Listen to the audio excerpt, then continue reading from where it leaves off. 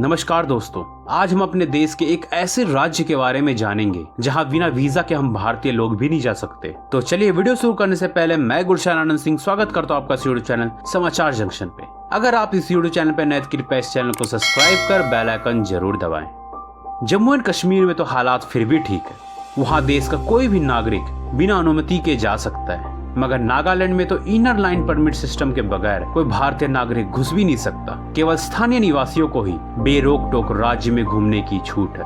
ये inner line permit एक प्रकार का आंतरिक वीजा जैसा दस्तावेज होता है। यूँ तो इनर लाइन परमिट रूल पहले जम्मू एंड कश्मीर में भी लागू था, मगर श्यामा प्रसाद मुखर्जी के आंदोलन के बाद वहाँ परमिट सिस्टम खत्म हो गया, लेकिन नागालैंड में यह नियम आज भी जारी है। तो चलिए हम इनर लाइन परमिट सिस्टम लगाने के पीछे का कारण भी समझ लेते हैं। देश में इस वक्त नागालैंड में इनर लाइन परमिट सिस्टम लागू है। बंगाल ईस्टर्न फ्रंटियर रेगुलेशन 1873 के तहत यह व्यवस्था एक सीमित अवधि के लिए किसी संरक्षित प्रतिबंधित क्षेत्र में दाखिल होने के लिए अनुमति देता है। नौकरियां या फिर पर्यटन के लिए पहुंचने वाले लोगों को अनुमति लेनी जरूरी है। बताया जाता है कि गुलामी के दौर में ब्रिटिश सरकार ने इनर लाइन परमिट सिस्टम की शुरुआत की थी। तब नागालैंड क्षेत्र में जड़ी बूटियों और प्राकृतिक औषधियों का प्रचुर भंडार था, जिसे ब्रिटेन भेजा जाता था। औषधियों पर दूसरों की नजर ना पड़े, इसलिए ब्रिटिश शासन ने नागालैंड के हिस्से में इनर लाइन परमिट सिस्टम की शुरुआत की थी, ताकि इस इलाके का संपर्क बाहरी क्षेत्र से ना हो सके। आपको बता दो कि नागालैंड भारत का एक खूबसूरत राज्य है, जो कि भारत के उत्तर पूर्वी सीमा पर स्थित है। नागालैंड को इसके उपनाम लैंड ऑफ फेस्टिवल के नाम से भी जाना जाता है, और नागालैंड पर्यटकों द्वारा भारत की जमीन पर सबसे अधिक पसंद किए जाने वाले हिल स्टेशनों में से भी एक है। नागालैंड की राजधानी कोहिमा और इसका सबसे बड़ा शहर दीमा है। नागालैंड की यात्रा न केवल प्राकृतिक प्रेमियों द्वारा की जाती है, बल्कि उन तमाम लोगों द्वारा भी नागालैंड स्टेट की यात्रा की जाती है जिनको नागालैंड की संस्कृति, वेशभूषा, नागालैंड के लोग आदि में रुचि रखते हैं। नागालैंड राज्य की कला और संस्कृति किसी से छिपी हुई नहीं है। नागालैंड स्टेट की अनोखी परंपरा और रीति रिवाज राज्य को अधिक लोकप्रिय बना देता है। विभिन्न जनजातियों की भूमि के रूप में जाने जाने वाले नागालैंड स्टेट पहाड़ियों के बीच स्थित है। भारत के खूबसूरत राज्य का आकर्षित परिदृश्य, सुंदर चाय के बागान, ऊंचे ऊंचे पहाड़ और जीवंत संस्कृति इसके महत्व को और बढ़ा देता है। नागालैंड स्टेट की यात्रा के दौरान आपको एक से एक बढ़कर लजीज भोजन चखने को मिलेगा। नागालैंड के स्वादिष्ट भोजन में शामिल मांस के पकवान, उबले हुए आलू की सब्जी, चावल, चटनी, मांस, मछली, कुचल आलू और टमाटर से बना नागा करी आदि शामिल हैं। इसके अलावा नागाओं को उबले हुए खाद्य जैविक पत्ते बहुत अधिक पसंद है।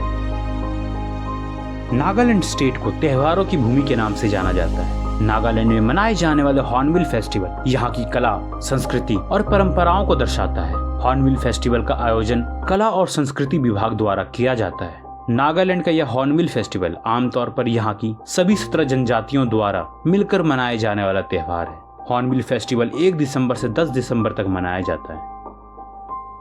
भारत के पूर्वोत्तर राज्यों में शामिल नागालैंड एक लोकप्रिय टूरिस्ट प्लेस बनते जा रहा है। प्राकृतिक रूप से समृद्ध और अपने अद्भुत नजारों की वजह से इसे पूरब का स्विट्जरलैंड कहा जाता है। यहाँ घूमने फिरने के लिहाज से कई खास स्थल मौजूद हैं, जहाँ एक शानदार ट्रिप का आनंद अपने परिवार या दोस्तों के साथ लिया जा सकता है। तो चलिए अब हम उन जगहों के बारे में भी जान लेते हैं। नंबर 1, दीमापुर। दीमापुर नागालैंड में स्थित प्राकृतिक रूप से बहुत खूबसूरत होने के साथ साथ एक ऐतिहासिक शहर भी है। दीमापुर 3 शब्द दी, माँ और पुर से मिलकर बना है। कचारी भाषा के अनुसार दी का अर्थ नदी, माँ का अर्थ महान और पुर का अर्थ शहर होता है। दीमापुर की गिनती नागालैंड के प्रमुख पर्यटन स्थलों में की जाती है। यह कोहिमा के प्रवेश द्वार के रूप में भी जाना जाता है। इस स्थान को रेल तथा वायु मार्ग संपूर्ण भारत से जोड़ता है। कोहिमा जाने के लिए अग्रसर होने से पहले यहाँ के प्राकृतिक दृश्यों व आसपास स्थित दर्शनीय स्थलों पे घूमने जरूर जाएं।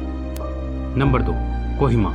कोहिमा नागालैंड राज्य की राजधानी है। कोहिमा शहर पूर्वोत्तर भारत में दीमापुर स्थित रेल मार्ग से 48 किलोमीटर दूर नागा पहाड़ियों पर स्थित है। यहाँ का प्राकृतिक सौंदर्य ऐसा है कि इसकी तुलना किसी से की नहीं जा सकती। यहाँ द्वितीय विश्व युद्ध के दौरान मारे गए सैनिकों की युद्ध स्मारक पर्यटकों को अत्यधिक संख्या में आकर्षित करता है। इस खूबसूरत स्मारक स्थल की देखरेख कॉमनवेल्थ वॉर ग्रेव्स कमीशन द्वारा की जाती है। नंबर 3, लोंगवा।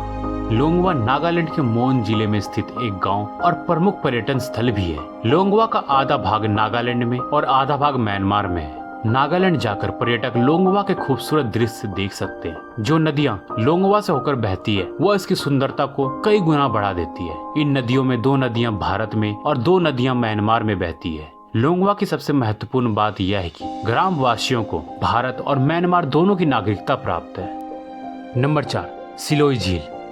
नागालैंड के ऑफबीट स्थलों में आप सिलोई झील की सैर का प्लान बना सकते हैं। यह राज्य की उन झीलों में गिना जाता है जहां कम ही पर्यटक पहुंच पाते हैं। सिलोई झील राजधानी शहर कोहिमा से 260 किलोमीटर की दूर पर पटकई पहाड़ी श्रृंखला के मध्य में स्थित है। शांत पहाड़ियों और हरे भरे माहौल के बीच एक आरामदायक स्थल है जहां आप प्रकृति के बेहद करीब महसूस करेंगे। प्राकृतिक प्रेमी के लिए यह एक आदर्श स्थल है। झील का साफ पानी पर्यटकों को काफी ज्यादा प्रभावित करता है। एक रिफ्रेशिंग सैर के लिए आप यहाँ आ सकते हैं। तो चलिए इसी के साथ हम इस वीडियो को समाप्त करते हैं। अगर आपको भारत के किसी अन्य राज्य के बारे में भी जानकारी चाहिए तो आप हमारे प्लेलिस्ट में जाकर चेक कर सकते हैं। आशा करता हूँ कि आपको ये वीडियो पसंद आई होगी। ऐसे ही देश दुनिया की रोचक जानकारी पाने के लिए इस चैनल को सब्सक्राइब जरूर करें। धन्यवाद। जय हिंद, जय भारत।